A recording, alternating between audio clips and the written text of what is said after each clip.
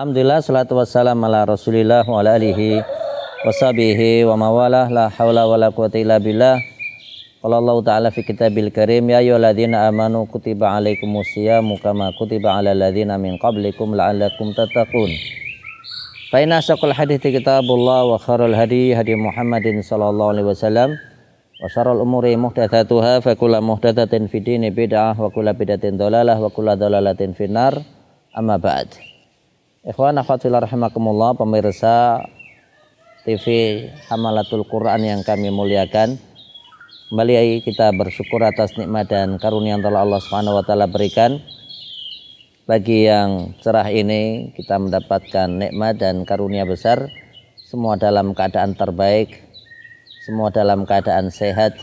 Rasulullah SAW memberikan kepada kita petunjuk, nikmatani maghbunun fihi katsirun minan nas, as-sihhatu wal faraghu. Dua nikmat yang seringkali dilalaikan oleh banyak orang, nikmatnya seseorang dalam keadaan sehat, nikmatnya seseorang memiliki waktu luang. Kembali kita lanjutkan dan materi kita masih seputar masalah puasa.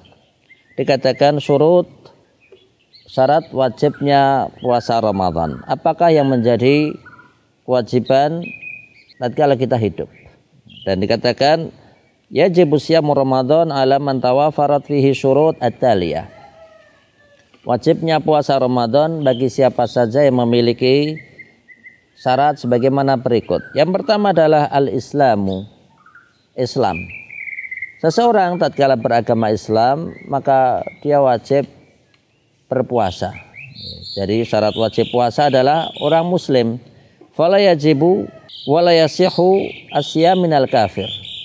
Tidak sah puasa, tidak pula wajib puasa bagi mereka orang non-muslim. Li'anna siyama ibadah, karena sesungguhnya puasa merupakan daripada ibadah. Wal ibadatu la tasihhu minal kafir, dan non-muslim tidak sah ibadahnya tatkala dia melakukan ibadah puasa. Fa idza aslama, dan apabila seseorang itu masuk Islam, la yulzamu bi qada'i ma fatahu, maka tidak memiliki kewajiban. Non muslim kemudian dia masuk Islam, maka tidak punya kewajiban untuk mengqadha, untuk mengganti puasa-puasa yang telah lewat.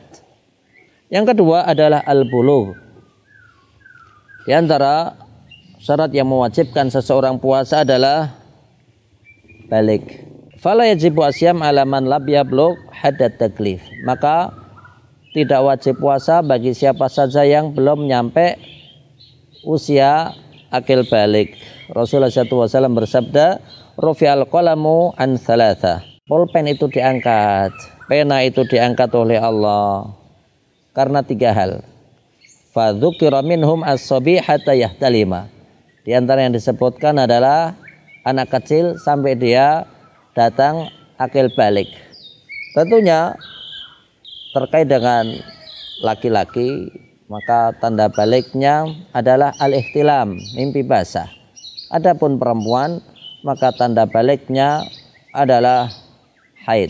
Datangnya haid merupakan suatu tanda wanita itu telah datang usia akil balik.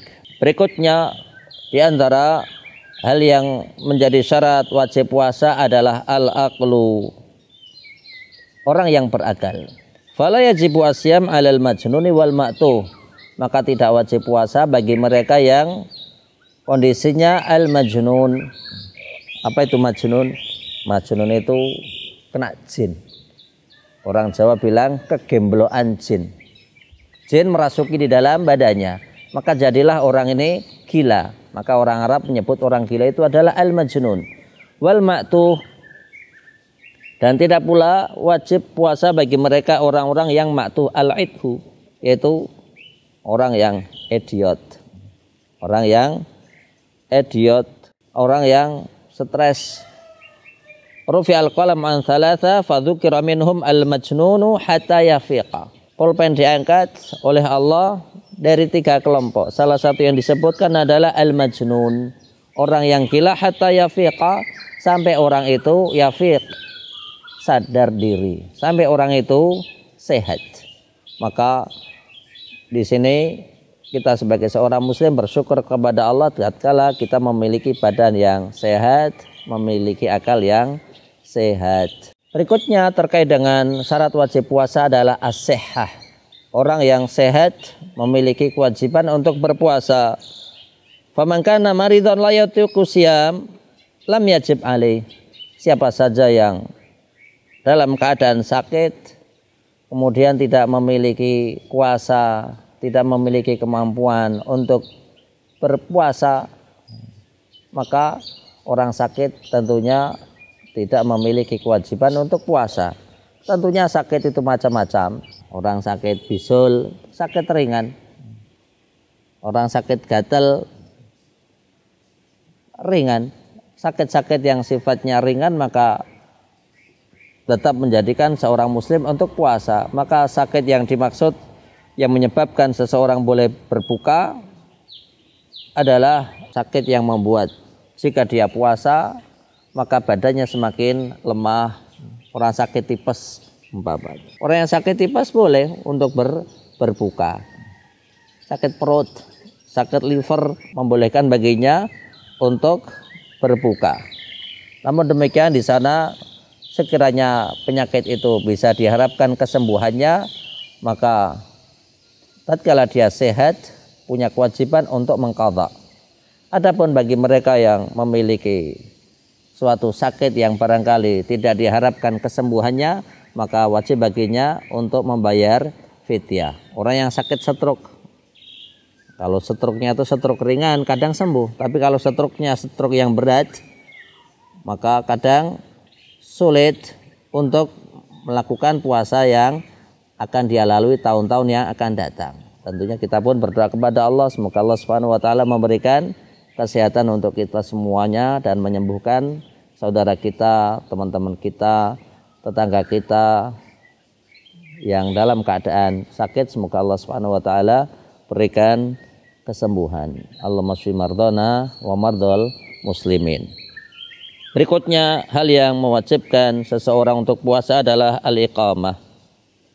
Yang dimaksud al-iqamah adalah orang itu mukim, maka orang yang bepergian maka boleh baginya untuk berbuka. Allah Subhanahu wa taala menyebutkan wa man kana maridhan aw ala safarin faidatun min ayamin ukhar. Barang siapa yang dalam keadaan sakit ataukah bepergian maka wajib baginya untuk mengqadha puasa di hari yang lainnya. Tentunya yang dimaksud safar adalah suatu hal yang ma'ruf. Tidak dikatakan safar kemudian bepergian dekat-dekat 5 kilo, 6 kilo, 7 kilo dari rumah, tidak dikatakan safar. Maka yang dimaksud safar adalah seseorang yang melakukan perjalanan jauh. Di dalam mazhab Imam Syafi'i katakan kurang lebih sekitar 80-an kilo. Ataukah seseorang menganggap uruf, seseorang menganggap daerah setempat yang dituju menurut orang yang tinggal di situ mengatakan safar. Contoh, orang yang tinggal di Jogja pergi ke Cilacap, maka orang Jawa, entah itu yang tinggal di Jawa Tengah ataukah tinggal di Jogja, mereka pun akan mengatakan perjalanan dari Jogja menuju Cilacap adalah safar. Maka boleh seseorang tatkala melakukan perjalanan kemudian dia berbuka. Namun demikian, jika seseorang melakukan safar kemudian dia tetap melakukan puasa, maka boleh. Wa antasumu khairul lakum. Sekiranya kalian berpuasa tentunya jauh lebih baik. Tentunya jika dengan puasa tersebut tidak membuat badannya semakin lemah, bahkan bisa menyebabkan suatu hal yang mengantarkan kepada kebinasaan. Allah menyebutkan wala tulqu bi aidikum ila tahluka. Dan janganlah kalian mencampakkan diri kalian kepada kebinasaan. Berikutnya di antara syarat wajib puasa adalah al-khulu minal haidi wa nifas. Seseorang tidak dalam keadaan haid ataukah nifas. Karena sesungguhnya wanita yang dalam keadaan haid ataukah dalam keadaan nifas maka tidak boleh baginya untuk berpuasa. Nas'alullaha lana walakum at-taufiq. Kita mohon kepada Allah semoga Allah Subhanahu wa taala memberikan kemudahan untuk berpuasa dan semoga Allah Subhanahu wa taala mengganjar puasa kita semuanya. Amin ya rabbal alamin. Sallallahu ala Muhammad wa ala alihi wasallam.